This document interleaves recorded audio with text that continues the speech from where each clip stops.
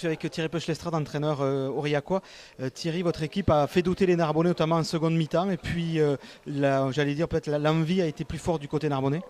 Voilà, vous l'avez très bien résumé. Je crois que on les a fait douter. Je crois qu'en deuxième mi-temps, on revient. On a eu un petit quart d'heure, on a eu 20 minutes pour nous. On les a surpris, quoi. On les a surpris parce qu'en premier temps, il n'y a pas du tout eu de jeu. Je crois que ce soit de leur part ou de la nôtre. D'ailleurs, ça a été une première temps très, très insipide.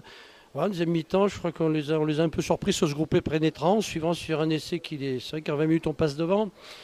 Mais bon, on l'avait déjà vu en première mi-temps, je crois qu'on a eu notamment une défense très faible, faut l'avouer. Ils nous ont pris dans l'axe, dans toutes les zones de ruck, où les combattants étaient du côté étaient narbonnais, c'est tout. Je crois que tous les duels qui ont été faits aujourd'hui ont été gagnés par les Narbonnais, hein.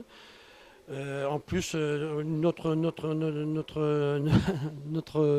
rigueur offensive a été mise à mal aussi. On a essayé par moments d'écarter quelques ballons ou de jouer au rugby, mais on a perdu beaucoup trop de ballons dès qu'il y avait du combat, dès qu'il y avait du duel. Même offensivement, on perdait les ballons, donc on n'a pas su tenir le ballon. Donc voilà, qu'est-ce que vous voulez, moi, il y avait une équipe combattante du côté de Narbonne qui a gagné ce match, c'est tout à fait logique. C'est à nous d'être attentifs et puis de se dire que la saison repart, hein, redémarre. Elle ne redémarre pas en demi-finale, elle redémarre au bas de l'échelle, là, et que ça va être compliqué, qu'à un moment, il faut un autre état d'esprit, notamment si on veut exister à l'extérieur. Mais quand je dis à l'extérieur, même à la maison, mais je crois qu'un joueur de rugby, avant tout, est combattant. On n'a pas été combattant aujourd'hui, donc jouer au rugby ne suffit pas. À un moment, il faut aussi savoir défendre, avoir envie de défendre, avoir envie de se faire mal. Et aujourd'hui, tous ces ingrédients étaient du côté narbonnais.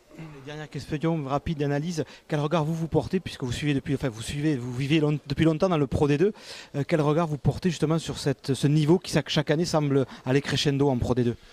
Mais écoutez, c'est ce que je me dis tous les ans, mais j'ai pas vu aujourd'hui que le niveau allait crescendo, hein, parce que le rugby, ça n'a quand même pas été un match de haut niveau, c'est le moins qu'on puisse dire. Il y a eu beaucoup de ballons tombés de part et d'autre d'ailleurs, hein. Non, je crois que c'est vrai. Disons que je me dis tous les ans que surtout le niveau se rapproche entre toutes les équipes, que ça devient très très dur d'exister dans cette Pro D2, qu'on peut à la fois vite être en haut comme être vite en bas. Donc il faut être surtout très très vigilant. C'est ce qu'on avait dit aux joueurs. Voilà. Ce qui est dommage aujourd'hui, je me répète peut-être, c'est qu'au-delà du joueur, il y a quand même l'homme. Et l'homme aujourd'hui n'a pas existé du côté aurillacois. L'homme, je veux dire, le combattant, celui qui a envie d'exister. Voilà, c'est ce qui est un peu à déplorer de notre côté aujourd'hui. Maintenant, c'était le premier match. J'espère que ça va nous servir de leçon et qu'on va pouvoir s'appuyer dessus pour rebondir. Et merci Thierry, puis au plaisir de vous recroiser sur les terrains de Pro D2. Merci à vous.